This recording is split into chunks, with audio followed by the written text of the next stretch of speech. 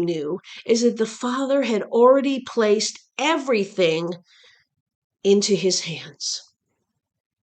He knew that. He knew that it was a past tense action. Everything that the Father had, he'd given to his Son.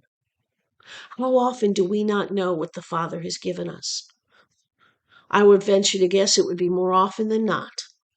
And that's part of what makes it impossible to respond as Jesus responded. But he also knew one more thing. He knew where he came from, and he knew where he was going back to. Not just to the Father, but he was going back to a place where time does not exist. He was going back to eternity.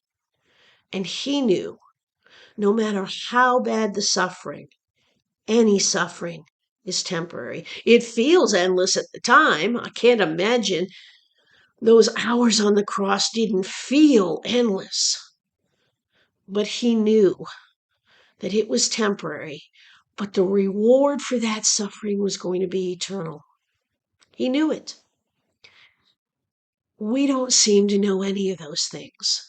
We seem to think that when we're suffering, when people are hurting us, when situations are tough, that it's endless. We lose sight of eternity altogether, and we consider them, the sufferings that we're currently going through, so much bigger than eternity.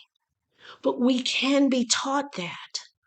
Paul wrote to the Romans that he considered the sufferings that he went through as not even comparable to the glory that was going to be revealed in him and in us. This is the man who was stoned and whipped and shipwrecked, and he considered his sufferings to be nothing in comparison to the glory that was going to be revealed.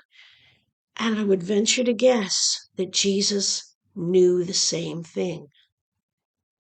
He knew his suffering was going to bring to the Father all of his children back.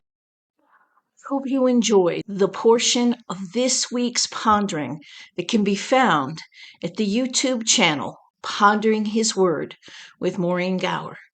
If you would like to hear the whole message, please feel free to check it out there.